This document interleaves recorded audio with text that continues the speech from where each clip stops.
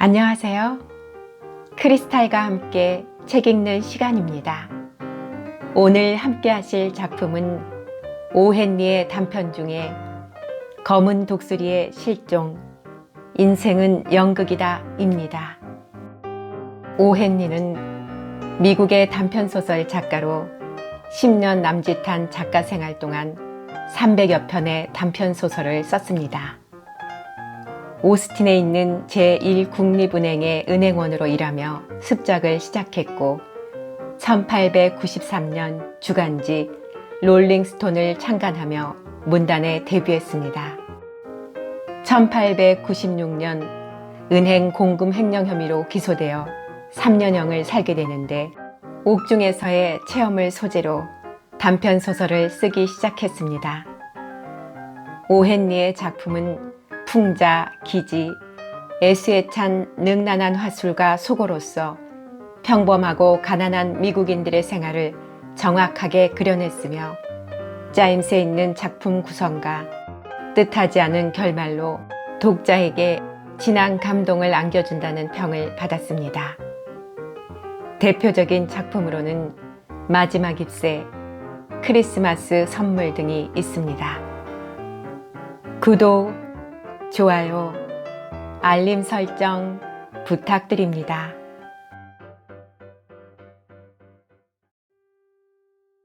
검은 독수리의 실종. 어느 해 몇 달 동안 사나운 도적이 리오그란데 강 연안의 텍사스 국경지대를 마구 휩쓸고 다녔다. 이 악명 높은 약탈자의 얼굴은 쳐다만 보아도 소름이 끼칠 정도였다. 그는 국경의 공포 검은 독수리라고 불리고 있었다. 그와 그의 부하들의 소행에 관한 무시무시한 이야기들이 많이 떠돌았다. 그런데 어느 날 검은 독수리가 호련히 모습을 감추어 버렸다. 그리고 그 뒤로 다시는 그에 대한 소문을 들을 수 없게 되었다. 그의 일당들조차 그가 어떻게 해서 사라졌는지 아는 사람이 없었다. 그러나 주경지대의 목장이나 부락에서는 그가 또 언제 말을 타고 나타날지 몰라 불안에 떨고 있었다. 하지만 그는 아마 다시 나타나지 않을 것이다. 검은 독수리의 수수께끼에 찬 운명을 밝히기 위해 나는 이 이야기를 쓰려고 하는 것이다. 이 이야기의 발단이 된 것은 세인트 루이스에 있는 바텐더의 달이었다. 치킨 라클즈가 공짜로 점심을 얻어먹고 있을 때 바텐더가 재빨리 그것을 꿰뚫은 것이다. 코가 새 주둥이처럼 길고 새 요리를 좋아하기 때문에 친구들은 그에게 치킨이라는 별명을 붙이고 이따금 새 요리를 사주었다. 식사 때 술을 마시는 것이 건강한 습관이 아니라는 것은 의학상 일반적인 설이다. 그런데 술집의 위생학은 정반대이다. 치킨은 그 설에 따라 식사 때 반드시 따르게 마련인 술을 사지 않았다. 바텐더는 카운터 모서리를 돌아와서 이 분별 없는 손님의 귀를 잡아 문 쪽으로 끌고 가서 발로 차 행길에 내동댕이 쳐버렸다. 길거리에 나서자 치킨은 겨울이 곧 온다는 사실을 뼈저리게 느꼈다. 밤 공기는 차가웠고 하늘에는 별들이 싸늘하게 반짝였으며 사람들은 두 줄기의 흐름을 이루어 서로 밀쳐가며 귀가를 서두르고 있었다. 모두들 외투를 입고 있어 단추가 채워진 조끼 주머니로부터 잔돈을 끌어내기가 몇 배나 힘들어져 있었다. 이제는 예전처럼 남부로 건너갈 시기가 온 것이다. 대여섯살쯤 되는 사내아이가 과자가게 윈도를 부드러운 눈빛으로 들여다보고 서 있었다. 한쪽 손에 2온스짜리 빈병을 들고 다른 한 손에는 반짝거리는 둥근 은하를 꼭 쥐고 있었다. 이 광경은 치킨의 재능과 용기에 알맞는 작전 계획을 생각해내게 만들었다. 그는 재빨리 주위를 둘러보고 부근에 순찰 중인 경관이 없음을 확인하자 그럴듯하게 먹이에게 말을 걸었다. 낯선 사람이 친절하게 말을 걸어오면 조심해야 한다고 부모에게 단단히 주의를 들은 소녀는 쌀쌀하게 대꾸했다. 이렇게 되면 행운을 잡기 위해서 때로는 사생결단의 대모험을 해야 한다고 치킨은 생각했다. 그가 가지고 있는 미천이라고는 통틀어 5센트 뿐이었는데 사내 아이의 살찐 손에 굳게 쥐어져 있는 것을 빼앗기 위해 그 5센트를 걸지 않으면 안 된다. 까딱하면 미천을 날리게 될지도 모르는 일이지만 말이다. 그러나 그는 완력으로 어린아이에게 약탈하는 행위에 대해서는 공포심을 갖고 있었으므로 상대방을 속여 목적을 이루는 방법을 취하지 않을 수 없었다. 몇 년 전 그는 공원에서 몹시 배가 고팠기에 유모차 안에서 놀고 있는 아이의 우유병을 빼앗은 일이 있었다. 먹을 것을 빼앗긴 아이는 즉시 하늘이 꺼질 듯이 큰 소리로 울어대 사람들이 달려왔고 치킨은 이내 체포되어 30일간이나 유치장 신세를 져야 했었다. 그 뒤로 그 자신의 말을 빌리건대 어린애는 도무지 질색인 것이다. 그는 어떤 과자를 좋아하느냐는 질문부터 시작해서 필요한 정보를 조금씩 끌어냈다. 소녀는 들고 있는 병에 10센트어치의 진정제를 사러 약국에 가는 길이었다. 심부름을 시키면서 아이의 어머니는 1달러 은하는 꼭 쥐고 있어야 한다. 중간에 멈춰서서 아무하거나 얘기를 해서는 안 돼. 잔돈은 약국 사람한테 종이에 싸서 달라고 해서 바지 주머니에 넣어야 한다. 고 신신당부했던 모양이다. 정말로 사내 아이의 바지에는 주머니가 2개나 달려 있었다. 그리고 소년이 좋아하는 과자는 초콜릿 크림이었던 것이다. 치킨은 과자 가게에 들어가 무모한 투기꾼으로 변모했다. 다음의 보다 큰 모험의 준비 공작으로 캔디주에 전 자본을 투입한 것이다. 그는 과자를 사내 아이에게 주고 그 아이에게 낯선 사람을 경계하는 마음이 없어지는 것을 흐뭇한 마음으로 바라보고 있었다. 그 다음부터는 손쉽게 모험 여행의 주도권을 잡아 사내 아이를 그가 잘 아는 깨끗한 약국으로 데리고 갔다. 약국에 들어가자 그는 아버지 같은 태도로 은화를 소년의 손에서 약사에게 넘겨주고 약을 부탁했다. 소년은 심부름의 책임에서 회방이 되어 기쁜 듯이 초콜릿을 먹고 있었다. 드디어 투자에 성공한 이 악한은 주머니를 뒤져 어딘가에서 주운 외투 단추를 꺼내어 종이에 잘 싼 다음 거스름돈인 것처럼 아무런 의심도 하지 않는 사내 아이의 주머니 속에 넣어주었다. 그리고 사내 아이를 집 방향으로 돌려놓고는 다정하게 그의 등을 두드려 주었다.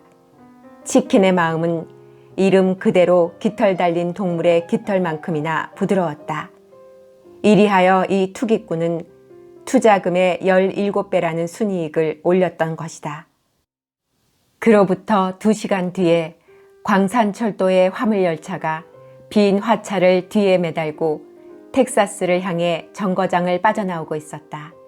빈 화차 중 하나에 치킨은 가슴까지 톱밥에 잠긴 채 편안하게 누워 있었다. 그 옆에는 싸구려 위스키 한 병과 빵과 치즈가 들어있는 봉지가 놓여 있었다. 치킨은 전용차를 타고 겨울을 나기 위해 남부행 여행을 떠나고 있었던 것이다. 그 화차는 수없이 새로 연결되거나 정차하거나 하면서 일주일간 남하를 계속했다. 치킨은 배가 고프거나 목이 마를 때와 같이 꼭 필요한 때를 제외하고는 줄곧 화물차 안에 틀어박혀 있었다. 그는 화차가 남부의 목장지대로 간다는 것을 알고 있었다. 그 중심지인 산 안토니오가 목적지였다. 그곳은 공기가 상쾌하고 온화한 고장이었다. 게다가 주민은 너그럽고 친절했다. 술집의 바텐더들도 그를 걷어차지 않을 것이다.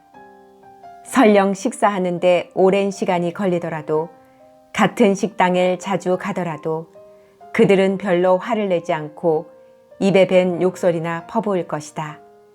게다가 그들은 욕을 할 때도 남부인 특유의 느린 말투로 욕을 하며 또한 그들은 어휘가 부족하여 말을 멈추는 동안 실컷 음식을 먹을 수 있을 것이다.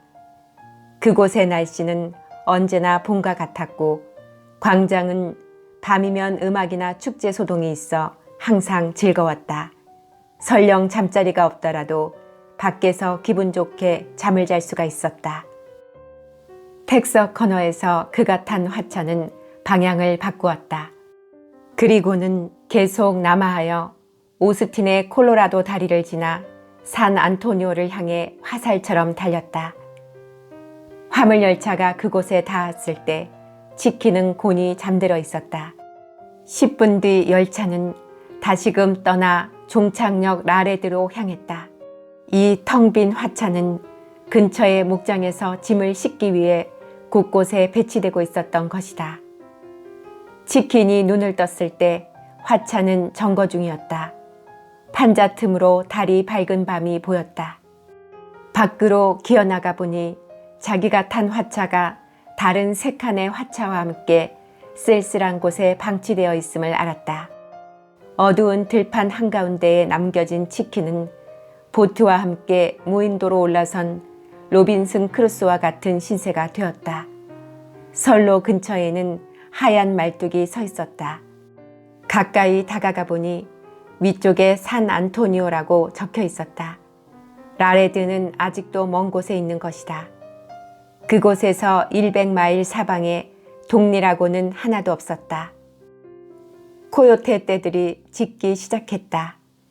치킨은 심한 고독감에 휩싸였다.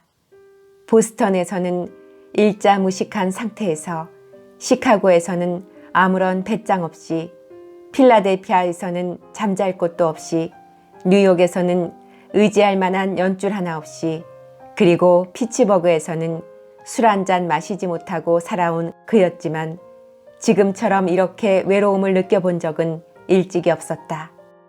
그런데 갑자기 밤의 깊은 정막을 깨뜨리고 말의 울음소리가 들려왔다. 그것은 선로 동쪽에서 들려왔기에 치킨은 그쪽으로 살금살금 다가갔다. 어렸을 때 책에서 읽은 이런 초원에 출몰하는 모든 것, 즉 뱀, 들쥐, 산적, 독거미, 카우보이 등이 무서웠기 때문이다. 괴기스럽고도 위협적인 모습으로 둥그런 머리를 높이 쳐들고 있는 선인장 덤불을 빙 돌아선 그는 겁에 질린 말 한 마리가 흥흥 콧소리를 내며 요란하게 50야드쯤 뛰더니 다시 풀을 뜯어먹고 있는 모습을 보고는 소스라치게 놀랐다.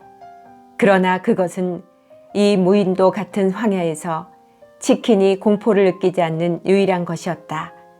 그는 농장에서 자랐기 때문에 말을 다루는 일에 능숙했고 또한 탈 줄도 알았던 것이다. 그는 말을 얼르면서 다가갔다. 말은 처음보다 한결 얌전해졌기에 치킨은 풀밭에 질질 끌고 다니는 20피트가량의 올가미 밧줄을 잡을 수 있었다. 멕시코 목동처럼 그 고삐로 굴레를 만드는데 1분도 걸리지 않았다. 다음 순간 그는 말등에 올라타 말이 가고 싶은 방향으로 달리게 내버려 두었다. 어디건 데려다 줄 테지 라고 치킨은 혼잣말을 했다. 달밤에 대초원을 달리기란 평소 몸을 움직이기 싫어하는 치킨에게도 필시 유쾌한 일일 테지만 지금은 그런 기분에 잠길 신경이 못 되었다. 머리가 아프고 목이 말라왔다.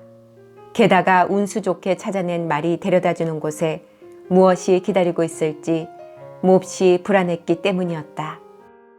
그 말은 뚜렷한 목표를 향해 가고 있었다. 평평한 초원에서는 말은 동쪽을 향해 일직선으로 달려갔다. 이따금 언덕이나 깊은 골짜기나 숲 따위에 방해되어 비록 우회하더라도 이내 정확하고 본능적인 방향 감각으로 인도되어 다시 제 길로 들어서는 것이었다.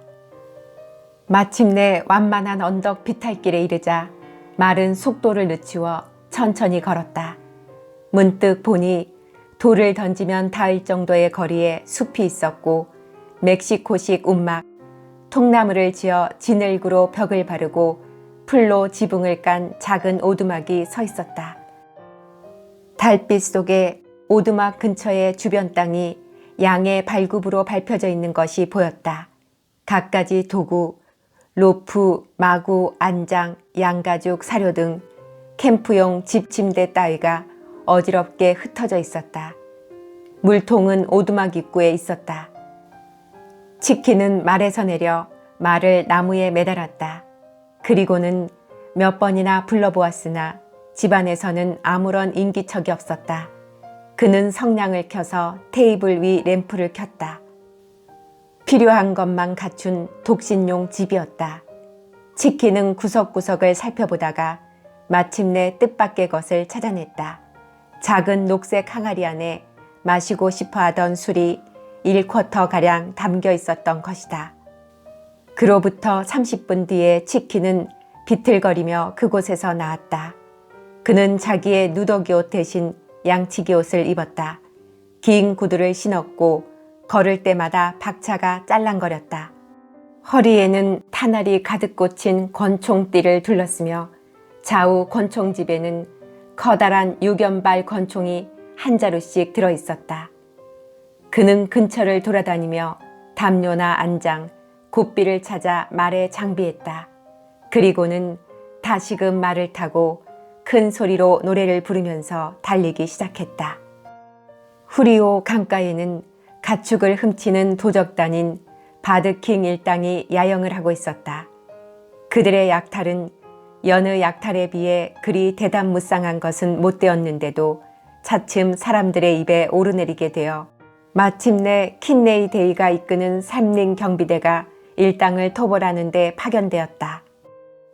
그래서 제법 군사의 소질이 있는 바드킹은 법률의 집행자들에게 자취를 남기는 어리석음을 범하지 않고 부하들을 데리고 후리오 협곡으로 들어가서 잠시 틀어박혔던 것이다. 이 도피는 참으로 분별 있는 행동으로서 이름난 바드킹의 용명과 조금도 어긋나지 않았지만 부하들 사이에서는 불만의 소리가 적지 않게 나오고 있었다. 실상 산속에서 이런 잠복 생활을 하고 있는 사이에 그들은 바드킹 몰래 그가 과연 지도자로서 적당한가를 논하게 된 것이다. 바드의 통솔력이 논의된 것은 이제껏 한 번도 없었다. 하지만 그의 영광은 이제 새로운 별빛 밑에서 쇠약해져 가고 있었다. 부하들의 감정은 검은 독수리라면 좀 더 화려하고 탁월한 지도력을 지니고 있다는 의견으로 기울고 있었다. 국경의 공포라는 별명을 가진 검은 독수리가 일당에 들어온 것은 3개월쯤 전의 일이었다. 일당이 산미젤 호숫가에서 야영을 하고 있을 때 어느 날 밤 말을 탄 사나이가 단신으로 찾아왔다. 이 신참자는 흉측한 얼굴을 하고 있었다. 먹이에 덤벼들 듯 비뚤어진 새의 주둥이 같은 코가 검은 수염 위에 튀어나왔고 눈은 동굴처럼 움푹 패였으며 잔인한 빛을 띠고 있었다. 게다가 박차가 달린 긴 구두에 녹색의 차양 넓은 모자를 쓰고 좌우 허리에는 권총을 늘어뜨리고 있었는데 약간 거나해져 있었을 뿐 두려워하는 기색이라고는 전혀 없었다. 단신으로 바드킹의 야영지로 찾아 들어온다는 것은 상상도 못할 일이다. 그런데 이 사나이는 마치 맹렬한 새처럼 이들 일당에게 겁없이 다가와 먹을 것을 요구했던 것이다. 대초원 지방에서는 누구에게나 아낌없이 식사를 대접하는 풍습이 있다. 설령 적일지라도 그를 쏘기 전에 먼저 식사를 제공해야 하는 것이다. 따라서 무슨 목적으로 왔는지 모르는 이 내방자도 먼저 맛있는 식사를 제공받았다. 사람을 놀라게 하는 괴이한 이야기나 자랑거리를 풍부하게 갖고 있는 그는 가끔 뜻이 통하지 않는 말도 내뱉었는데 그것이 오히려 효과적이어서 같은 동료 이외의 인간과 접촉한 일이 없는 바드킹의 부하들 사이에 새로운 센세이션을 불러일으켰다. 이 괴이한 내방자의 눈으로 볼 때 무법자 집단 따위는 어리석은 시골뜨기 집단에 불과했다. 이를테면 밥 따위를 얻어먹기 위해 농가 뒤뜰에서 농군들에게 헛붕이나 떨고 있는 것 같이 생각되었다. 사실 남서부의 악당들은 태도도 옷차림도 제법 악당다워졌으므로 그가 이 도적의 일당을 피크닉이나 호두 따는 데 모인 선량한 시골뜨기 모임으로 잘못 생각했다고 해도 이상할 것은 없는 것이다. 상냥한 행동하며 얌전한 걸음걸이하며 부드러운 말투에 볼품없는 옷차림 따위 등 겉으로 보아 그들이 저질러온 무서운 범죄 행각을 나타내 주는 것이라고는 무엇 하나 없었다. 이 멋지고 낯선 사나이는 이틀 동안 융숭한 대접을 받고 나서 전원일치의 의견으로 도적단의 일당이 되도록 권유를 받았다. 그는 몬틀에서 대위라는 거창한 이름으로 등록시켜준다면 승낙하겠다고 말했다. 그러나 그 이름은 즉시 일당에 의해 부결되고 그 왕성한 식욕의 경의를 나타내어 피그라는 애칭이 주어졌다. 이리하여 텍사스 국경은 악당 가운데서도 가장 지독한 악당을 맞이하게 된 것이다. 그로부터 3개월간 여전히 바드킹의 통솔하에 경비대와 충돌을 피하면서 적당한 수확을 올리는 것으로 만족해하고 있었다. 이들 일당은 목장에서 꽤 많은 말과 훌륭한 소 몇 마리를 훔쳐서 리오 그란데 강을 무사히 건너 팔아 재미를 톡톡히 보았다. 또한 이따금 작은 촌락이나 멕시코인 개척부락을 습격하여 주민을 위협해서 필요한 탄약이나 식량을 빼앗았다. 이런 피를 흘리지 않는 약탈이 되풀이되는 사이에 피그의 사나운 얼굴과 무서운 목소리는 얌전한 생김의 다른 도적들이 평생 얻지 못할 화려한 명성을 얻게 되었다. 별명을 붙이는 일에 능숙한 멕시코인이 처음으로 그를 검은 독수리라고 불렀으며 그들은 갓난아이들을 달랠 때마다 이 무서운 도적이 큰 부리로 아기를 물고 간다는 이야기를 들려줌으로써 울음을 그치게 했다. 이윽고 이 이름이 퍼져감에 따라 과장된 신문기사나 목장의 소문 따위로 그는 국경의 공포 검은 독수리라고 불리게 되었다. 뉴서스 강에서 리오 그란데 강에 이르는 지역은 기름진 들판으로 양이나 소, 말의 목장지대가 되어 있었다. 대부분은 방목으로 주민의 수는 적었으며 법의 손이 닿지 않았으므로 피그가 화려하게 날뛰며 그들 도적단을 유명하게 만들 때까지도 그들은 거의 아무런 저항을 받지 않았다. 그런데 얼마 뒤 킨네이 대위가 이끄는 경비대가 이 지역에 파견됨에 따라 바드킹은 사태가 심상치 않다고 보고 적을 습격하든가 아니면 일시적으로 후퇴하든가 결정해야 한다고 생각했다. 그리고 그는 굳이 모험을 할 필요가 없다고 판단하여 부하를 데리고 후리오 강가로 후퇴했다. 그런데 앞서 말한 것처럼 부하들 사이에 불만이 생겨 바드킹에 대한 탄핵 절차와 함께 검은 독수리를 그 후계자로 삼아야 한다는 논의가 일어나게 된 것이다. 바드킹이 이런 눈치를 못 챌 리가 없었다. 그는 가장 믿고 있는 부하 카크터스 테일러를 불러 상의했다. 만일 녀석들이 나로서 만족할 수 없다면 난 기꺼이 물러나겠다. 녀석들은 내 방법이 마음에 안 드는 모양이야. 그렇지만 난 그 녀석들을 생각해서 킨네이 데이가 경비대를 이끌고 있는 동안만 숨어 있기로 정한 거라고. 사살당하거나 감옥에 처박혀 있는 것에서 구해줬는데 그런 내가 못마땅하다는 거야. 사태가 그렇게 심각한 건 아니지요. 카크터스는 설명을 계속했다. 단지 녀석들은 피그 녀석한테 홀딱 반해 있는 것뿐이라고요. 그 수염과 독수리코가 바람을 가르며 앞장서서 달리는 걸 보고 싶어하는 것뿐이란 말씀입니다. 그렇지만 피그 녀석 생각보단 그리 대단한 것 같지 않던데. 바드킹은 깊은 생각에 잠긴 듯이 말을 이었다. 난 아직 녀석이 두드러진 공을 세우는 걸 한 번도 본 적이 없어. 따는 녀석이 소리치는 것만으로도 상대방을 떨게 할 수가 있고 모두들 타지 못하는 거친 말을 탈 수야 있지. 그렇지만 녀석은 아직 한 번도 총을 쏜 일이 없다고. 이봐, 카크터스. 녀석이 일당이 된 뒤로 우리는 한 번도 총질을 하며 싸운 적이 없잖아. 안 그래? 멕시코인 애들을 놀래주거나 가게 따위를 습격하는 건 물론 잘하지.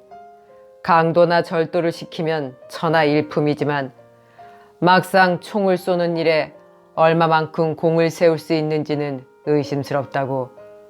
평소 큰 소리를 치는 녀석이 막상 총소리를 들으면 어리 빠지게 마련이지. 놈은 결투를 한 적이 있다고 하고. 카크터스는 다시금 덧붙였다.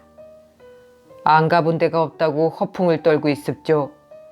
그건 나도 알고 있지. 바드킹은 카우보이 특유의 회의적인 투로 계속해서 말했다. 그런데도 그 녀석 말은 석연치 않은 데가 있단 말이야. 이 밀담은 다른 8명의 동료가 모닥불을 둘러싸고 누워있거나 저녁을 먹고 있는 동안에 행해졌다. 피그는 만족할 줄 모르는 왕성한 식욕을 억제하면서 퉁명스러운 목소리로 동료들을 몰아세우고 있었다. 바드킹과 카크터스는 이야기를 중단하고 귀를 기울였다. 소나 말 따위를 몇천 마일씩 쫓아다녀 보았자 무슨 소용이 있담? 아무짝에도 쓸모가 없단 말이야. 숲이나 가시나무 사이를 뛰어다녀 보라지. 맥주를 통째로 마셔도 시원치 않을 만큼 갈증만 나고, 게다가 밥 한 술도 못 먹게 될 땐 정말 기막히다고. 만일 내가 우두머리라면 무얼 할 건지 가르쳐 줄까? 나 같으면 열차를 해치우겠어. 급행열차를 덮쳐 너희들이 한동안 푹 쉴 수 있을 만한 현금을 털겠어. 째째한 일엔 이제 질렸다고. 소도둑 같은 째째한 일은 더 이상 참을 수가 없단 말이야. 그 뒤 부하 하나가 바드킹에게 왔다.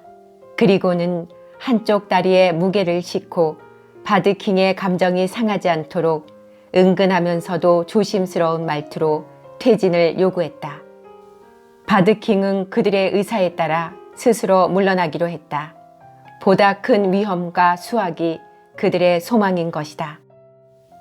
열차 강도를 하자는 피그의 제안은 그들의 공상을 불태워 선동자의 용기와 대담함에 대한 존경을 한층 더 깊게 했다. 그들은 단순하고 소박한 산적에 지나지 않았으므로 가축을 훔치거나 어쩌다가 저항하는 사람에게 총을 겨누거나 하는 습관적인 행동의 범위를 넘는 모험은 한 번도 생각해 본 일이 없었던 것이다. 바드킹은 공정한 입장을 취해 검은 독수리가 두목으로서의 시련을 빠져나갈 때까지 부하와 동등한 지위에 만족하기로 동의했다. 열차 시간표를 조사하고 그 지방의 자리를 검토하는 등 수많은 협의를 거친 끝에 새로운 계획을 결행하는 시간과 장소가 결정되었다. 당시 멕시코에서는 식량 기근이 일어나고 미국 일부에서는 축산물이 극도로 결핍되고 있었던 만큼 양국 간의 국제무역이 활발히 행해져 많은 액수의 현금이 두 공화국을 잇는 철도로 수송되고 있었다. 습격하기에 안성맞춤인 장소로 의견이 일치한 것은 라레드 북방에서 약 40마일 떨어져 있는 작은 역 에스피나였다. 열차는 그곳에 1분간 정차하기로 되어 있었다. 주인은 들판이고 역에는 역장이 사는 집 한 채밖에 없었다.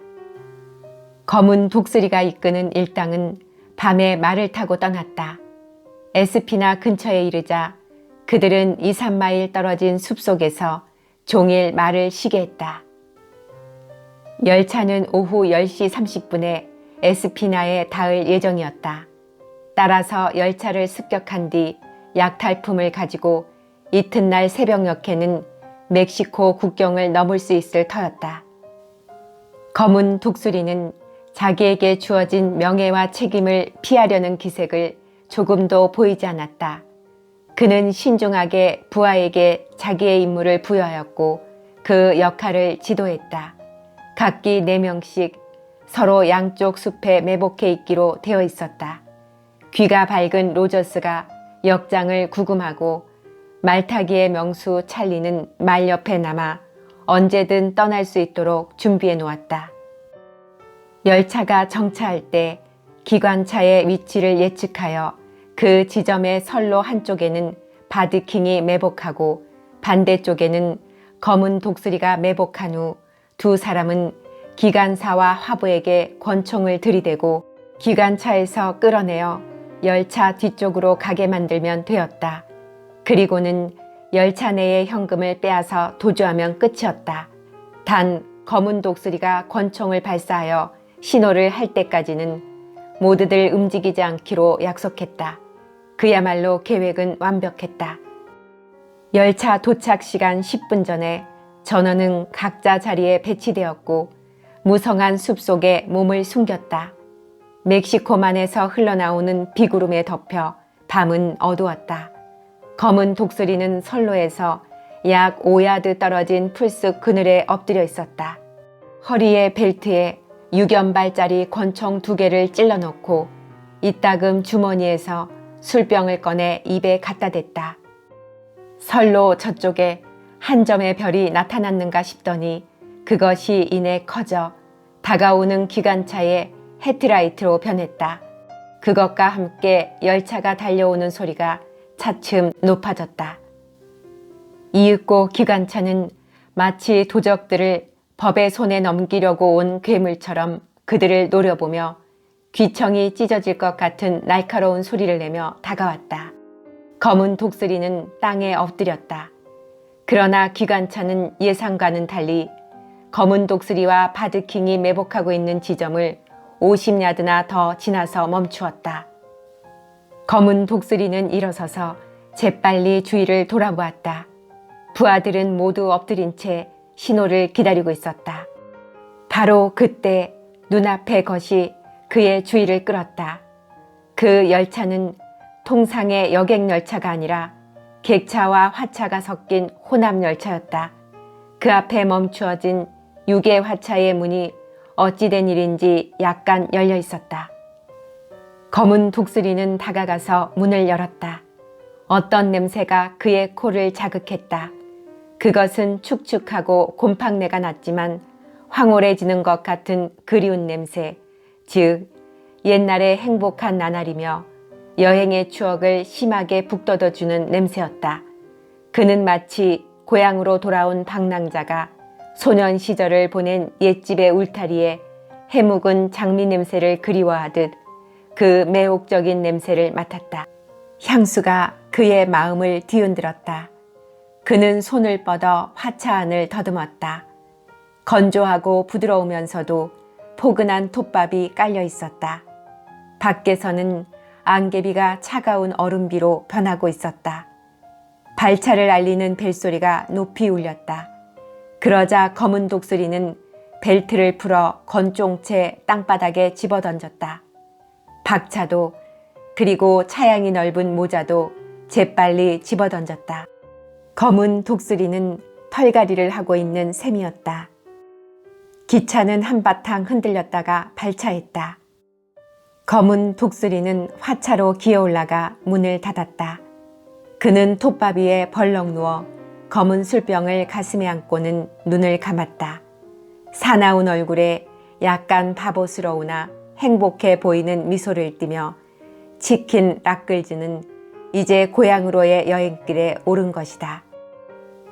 열차는 습격의 신호를 초조하게 기다리며 몸을 숨기고 있는 도적들을 뒤로하며 아무 일 없이 에스피나역을 떠났다.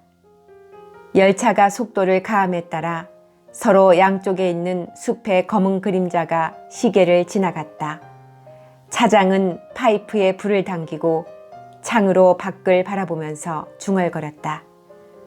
이 근처는 열차 강도엔 안성만춤이란 말이야.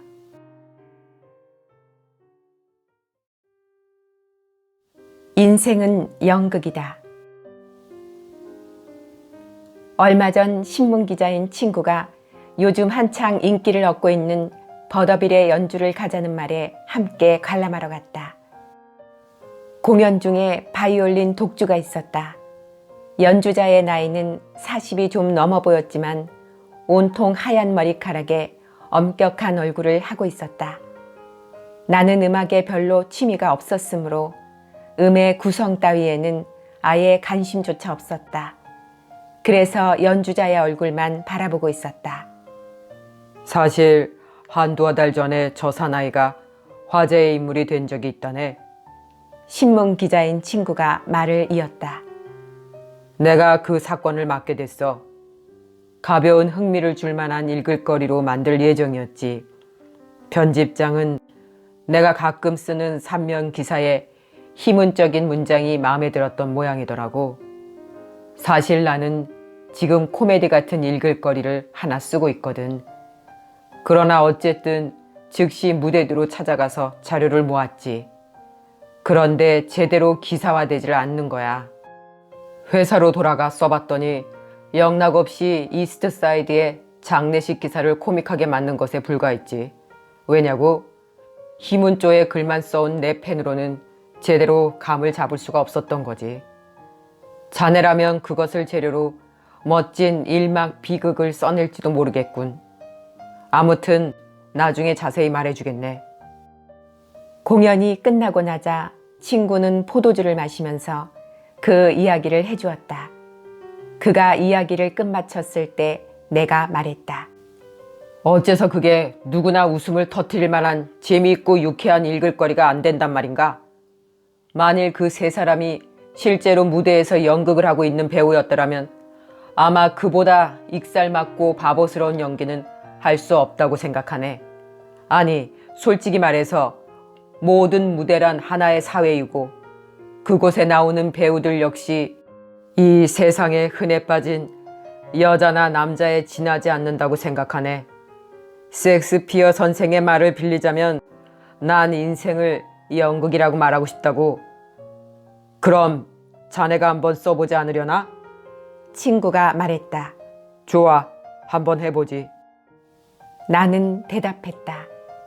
그리고 어떻게 하면 그 이야기가 신문의 읽을거리에 맞는가를 그에게 증명해 보이기 위해 쓴 것이 바로 다음과 같은 이야기이다. 어빙턴 광장 근처에 한 건물이 있다. 그 건물 아래층은 25년 동안 장난감, 화장품, 문방구 따위를 팔고 있는 작은 가게였다. 20년 전 어느 날 밤 그 가게 2층에서 결혼식이 치러졌다. 이 가게의 건물은 메이오라는 미망인의 소유물이었다. 이 미망인의 딸인 헬렌이 프랭크 발이라는 사나이와 결혼식을 올린 것이다. 헬렌은 18세였으며 전에 어떤 조간지가 몬트리올의 버트구 여자 살인광이라는 큰 제호 활자 옆에 그녀의 사진을 실은 일이 있었다.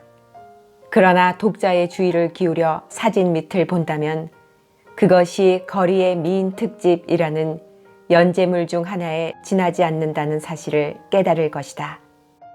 한편 이들의 결혼식 들러리를 선 사람은 존 델란이었는데 그와 프랑크는 둘도 없는 친구였다. 오케스트라의 좌석이나 소설책에 돈을 치르는 인간은 모두 이런 장면을 기대하기 마련이다. 사실 이 이야기도 그런 바보스러운 발상에서 비롯된 것이다. 두 사람은 헬렌의 사랑을 얻기 위해 치열한 경쟁을 했다. 그리고 마침내 프랭크가 승리를 거두자 존은 남자답게 그와 악수하고 그를 기꺼이 축복해 주었다. 진심으로 축복한 것이다. 결혼식이 끝나자 헬렌은 모자를 가지러 가기 위해 3층으로 뛰어 올라갔다. 그녀는 여행용 드레스를 입은 채 결혼식을 치른 것이다. 그녀와 프랭크는 일주일 예정으로 올드 포인트 콤포트 해안으로 신혼여행을 떠나려던 참이었다. 아래층에서는 얌전하지 못한 그 아파트 친구들이 헌고두며 탄보리, 옥수수 종이봉지를 들고 기다리고 있었다. 그때 요란한 소리를 내며 비상용 승강구가 열리더니 거의 미치다시피 된 존 델라니가 그녀의 방으로 뛰어들어왔다. 그리고 이제는 친구의 아내가 되어버린 헬렌을 향해 애처롭고 사모의 심정을 호소하면서 자기와 함께 리벨라나 브롱크스 또는 이탈리아의 하늘과 감미로운 꿈이 있는 거리로 도망치자고 애원했다. 이것을 거절하는 헬렌의 단호한 태도를 보았다면 제 아무리 비극물을 자랑하는 브레이니 선생이라도 아마 상당한 충격을 받았을 것이다. 그녀는 큰 눈에 경멸을 가득 담아 냉정하게 거절했다. 존은 지금까지 헬렌이 그토록 냉정하게 말하는 것을 한 번도 본 적이 없었다. 헬렌은 존에게 빨리 눈앞에서 사라지라고 말했다. 평소에 기백과 기세는 어디로 갔는지 존은 고개를 푹 늘어뜨린 채 중얼거렸다. 그만 충동에 쫓겨. 그렇지만 당신의 모습은 평생 내 가슴에서 사라지지 않을 거요. 그러나 헬렌은 아무런 말 없이 다만 눈앞에서 사라지라고 비상구를 가리켰을 뿐이었다. 난 지구 끝으로 가겠소. 존은 다시금 덧붙였다. 아주 먼 지구 끝으로 가버리겠소. 당신이 다른 남자의 것이라는 사실을 알면서 당신 가까이에 머물러 있다는 것은 도저히 참을 수 없는 일이니까. 난 아프리카로 갈 거요. 그리고 타양에서 어떻게든 노력해가지고. 제발 부탁이니 빨리 나가줘요. 누가 올지도 몰라요. 헬렌은 말했다. 존은 한쪽 무릎을 꿇었다. 헬렌은 그에게 흰 손을 내밀어 작별의 키스를 허락했다. 세상의 처녀들이여, 자기가 열렬하게 사랑한 이성을 손에 넣었으면서도 사랑하고 있지도 않은 남자가 이마에 곱슬머리를 땀에 적시고 달려오게 만들어 당신 앞에 무릎을 꿇게 하고 먼 지구의 끝으로 가겠노라고 중얼거리게 하는가 하면 자기 가슴에는 아마란스의 꽃이 영원히 필 것이라 고백시키는구나. 그런 최고의 은총을 당신들은 위대한 작은 사랑의 신 큐피트에게 받은 일이 있는가?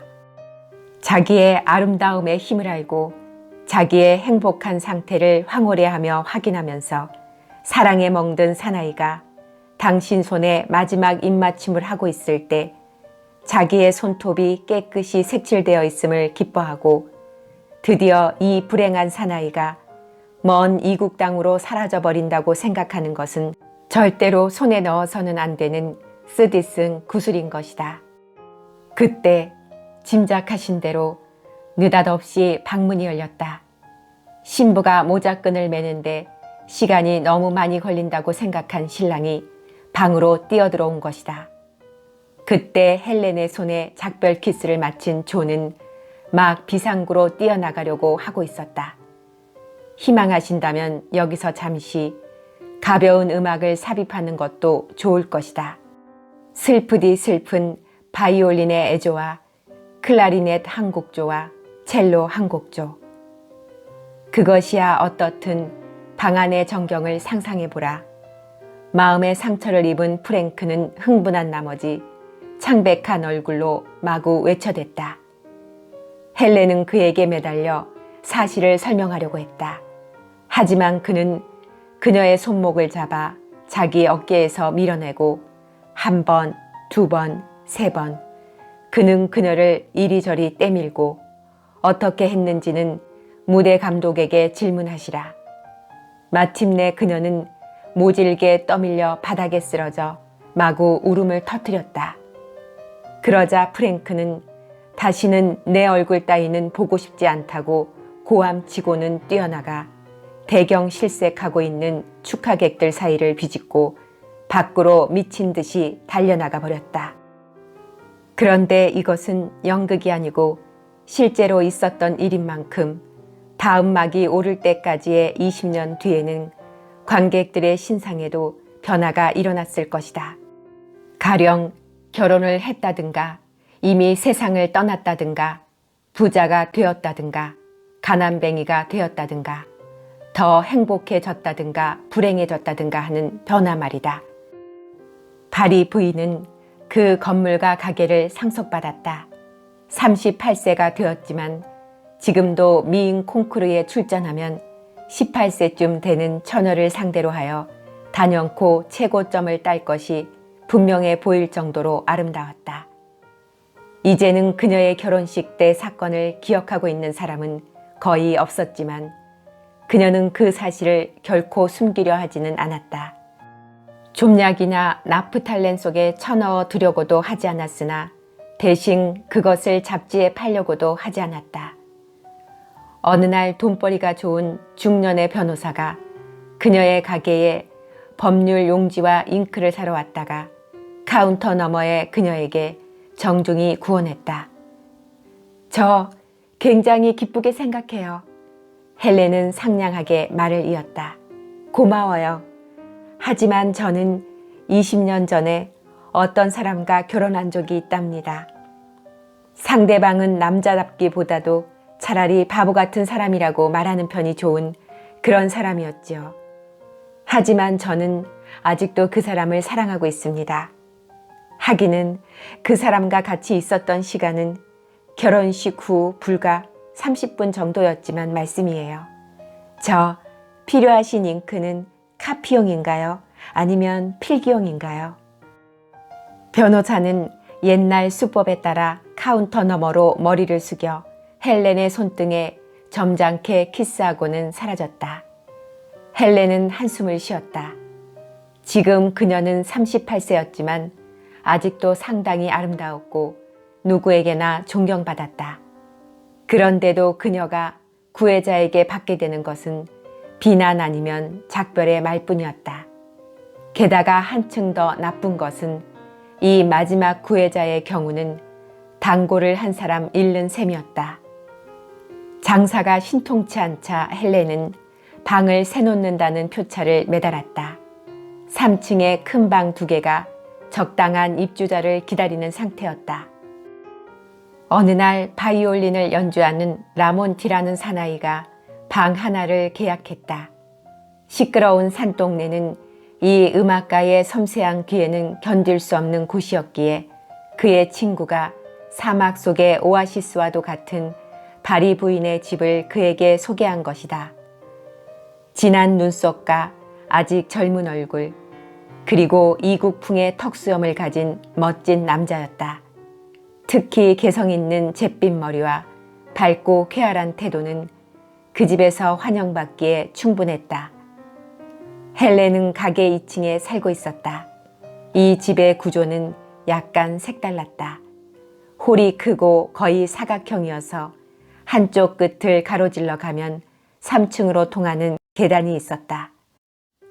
홀은 거실 겸 사무실로 그녀는 그곳에 사무용 가구들을 두었다. 책상을 놓고 그곳에서 사업용 편지를 썼으며 밤에는 따뜻한 불 옆 밝은 전등 밑에서 뜨개질을 하거나 책을 읽었다. 라몬티는 홀의 분위기가 무척 마음에 들어 많은 시간을 그곳에서 보냈다. 그리고 그가 사사한 적이 있는 저명했지만 잔소리가 심했던 바이올리스트와 함께 생활한 파리에서의 생활을 바리 부인에게 들려주기도 했다. 그 옆방에 새든 사람은 40대쯤 된 우울한 얼굴의 남자였다. 신비로운 갈색의 턱수염을 기르고 호소하는 듯한 눈빛의 사나이였다. 그 또한 헬렌의 거실을 좋아했다. 로미오의 눈과 오델로의 혀로 그는 머나먼 이국의 이야기를 들려주어 헬렌을 황홀하게 해주었으며 고상하고 품위 있는 표현으로 그녀의 마음을 떠보기도 했다. 헬렌은 이 사나이를 처음 만났을 때부터 이상한 느낌이 들었다. 그의 목소리는 왠지 낯익었고 그와 이야기를 하고 있으면 어느새 그녀를 청춘의 로맨스 시절로 데려다 주었다. 이 감정은 차츰 발전하여 그녀는 점점 빠져들어갔다. 그리고 그가 젊은 날의 로맨스 가운데 중요한 인물이라는 본능적인 확신으로 그녀의 마음을 차츰 이끌어가게 되었다. 그 뒤로는 여성 특유의 논리에 의해 그렇다. 여성이라는 존재는 무릇 그러하다. 통상의 3단 논법이나 정리나 논리를 뛰어넘어 버렸다. 자신의 남편이 돌아온 것으로 착각해버리고 만 것이다. 왜냐하면 헬렌은 그의 눈 속에서 여자가 아니면 절대로 잘못 보지 않는 사랑의 표시와 뉘우침과 비탄을 보았기 때문이다. 그리고 그런 것들은 강한 연민의 감정을 그녀의 마음에 심어주었다. 그러나 그녀는 그런 마음을 표현하지는 않았다. 20년 동안 근처를 서성이다 느닷없이 돌아온 남편이 당장 슬리퍼를 신고 담배를 피울 수 있게 성냥이 준비되기를 기대할 수는 없으리라. 그런데 나의 친구인 신문기자는 이 이야기 속에서 익살이라고는 전혀 발견할 수 없다는 것이다. 이처럼 기막히게 유쾌하고도 익살맞은 이야기에서 재미를 모른다니. 아니, 나는 내 친구를 끌어내릴 생각은 전혀 없으니 그냥 이야기를 진행하기로 하자. 어느 날 밤 라몬티는 헬렌의 거실로 들어와 예술가의 정열과 상냥함을 담아 사랑을 고백했다. 그 말은 몽상가와 실천가가 함께 존재하는 남자의 마음에 타오른 성화의 불길이었다. 당신의 대답을 듣기 전에 한 가지 드릴 말씀이 있습니다. 라몬티는 헬렌이 미쳐 대답할 틈도 주지 않고 말을 계속했다. 라몬티는 당신 앞에서 말할 수 있는 유일한 내 이름입니다. 내 매니저가 지어준 이름이지요. 나는 내가 어떤 사람인지 어디 출신인지 전혀 모른답니다. 어떤 병원에서 눈을 떴을 때가 내 최초의 기억이에요. 나는 그때 청년이었는데 그 뒤 몇 주일을 그 병원에서 살았지요. 그 전의 생활은 전혀 기억에 있지 않습니다. 남들이 그러더군요. 머리에 부상을 입고 길바닥에 쓰러져 있는 것을 병원으로 옮긴 것이라고. 쓰러질 때 돌에 머리를 부딪혀서 기억 상실이 된 것이죠. 신원을 나타낼 만한 것은 전혀 없었고 과거에 대한 기억도 없었습니다. 퇴원한 뒤 나는 바이올린 연주자가 됐죠. 그리고 성공했습니다. 바리 부인, 제가 아는 당신의 이름은 이것밖에 없군요. 나는 당신을 사랑하고 있습니다. 처음 당신을 만났을 때 당신이야말로 내가 평생을 찾아온 단 하나의 여성이라고 생각했습니다. 그리고 그런 식의 설득이 계속되었다. 헬렌은 다시금 젊음을 느꼈다. 처음에는 여자로서의 긍지의 물결을, 이어 허영의 감미로운 전율이 온몸에 밀려왔다. 그러자 큰 고동이 그녀를 감쌌다. 고동은 그야말로 그녀로서는 짐작조차 못할 정도로 컸다. 그녀는 깜짝 놀랐다. 이 사나이가 그녀의 인생에 있어 큰 비중을 차지하고 있었다는 사실을 비로소 깨달은 것이다. 라몬티 씨, 정말 안 됐습니다만 저는 이미 결혼했습니다. 그녀는 슬픈 듯이 말했다.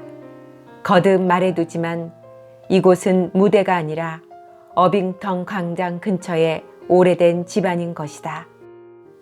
그리고는 헬렌은 거절할 수밖에 없는 자신의 슬픈 사연을 이야기했다. 라몬티는 그녀의 손을 잡고 몸을 굽혀 키스를 하고는 자기 방으로 말없이 물러났다. 헬렌은 의자에 앉아 슬픈 눈으로 자기 손을 바라보았다. 그것도 무리는 아니리라. 3명의 구원자가 모두 이 손에 키스만 남긴 채 재빨리 사라져버렸으니까. 1시간쯤 지나자 이번에는 호소하는 듯한 눈빛에 신비로운 사나이가 들어왔다. 그때 헬렌은 등의자에 기대어 털실로 뜨개질을 하고 있었다. 그는 계단에서 내려와 걸음을 멈추었다. 그는 테이블을 사이에 두고 마주 앉아 느닷없이 사랑을 고백하기 시작했다. 헬렌, 당신은 날 기억하지 못하나요? 당신의 눈이 그것을 말해주고 있어요. 과거는 씻어버리고 20년이나 간직해온 내 사랑을 받아줄 수 없나요? 난 당신한테 큰 잘못을 저질렀소. 그래서 당신 곁으로 돌아오기가 겁이 났던 게요. 하지만 사랑은 마침내 이성을 극복했소. 날 용서해 주세요. 헬렌은 일어섰다.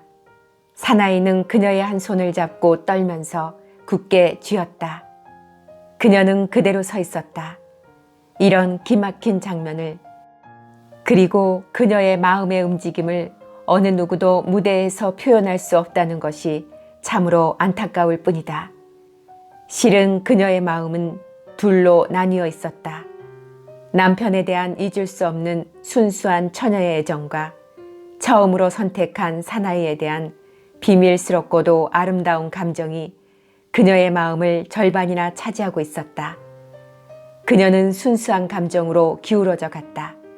존경과 정절과 늘 꺼지지 않는 감미로운 로맨스가 그녀의 마음을 단단히 묶어두고 있었다. 하지만 그녀의 영혼의 절반은 다른 것으로 채워져 있었다. 충실하고도 보다 깊은 감동으로 채워져 있었던 것이다. 이리하여 해묵은 것과 새로운 것이 그녀의 마음속에서 싸우기 시작했다. 그녀가 망설이고 있는 사이에 위층 방에서 부드럽고도 가슴을 조이는 것 같은 애원하는 어조의 바이올린 소리가 흘러나왔다. 음악이라는 마왕은 왕자의 마음까지 움직이는 법이다. 심장이 소매 위로 나와 있는 인간이라면 그것을 까마귀가 쪼아도 아프지도 가렵지도 않을 테지만 심장이 고동 위에 있는 인간에게 있어서 음악이란 굉장한 효과를 초래했다. 그 음악가가 그녀를 불렀다. 그러나 동시에 옛사랑이 그녀를 멈추게 했다. 날 용서해 주시오. 그는 애원했다. 20년이라는 세월은 당신이 사랑하고 있다고 말씀하시는 사람과 떨어져 살기엔 너무나 길지 않은가요? 그녀는 원망스러운 눈길로 말했다. 어떻게 설명하면 될까? 그는 다시금 애원하며 말했다. 그렇지. 모든 걸 고백해버리겠소. 그날 밤 그가 이 집에서 나갔을 때 나는 뒤따라갔었소. 질투 때문에 제정신이 아니었던 거요. 난 어둠 속에서 그를 때려 쓰러뜨렸소. 그는 일어나지 못했지. 가까이 다가가 보니 그의 머리가 돌에 부딪혔소. 난 결코 그를 죽이려고 했던 건 아니오. 다만 사랑과 질투로 미쳐 있었던 거요. 헬렌, 물론 당신은 그와 결혼한 바 있소. 그렇지만 어머나, 당신은 대체 누군가요? 그녀는 눈을 크게 뜨고는 손을 뿌리치며 소리쳤다. 날 기억하지 못한단 말인가요? 헬렌, 언제나 당신을 가장 깊이 사랑해온 나를 존 델란이라고요. 만일 당신이 용서해준다면 나는... 그러나 그때 그녀는 이미 그곳에 없었다. 그녀는 쓰러지고 뛰고 하면서 층계를 뛰어 올라갔다.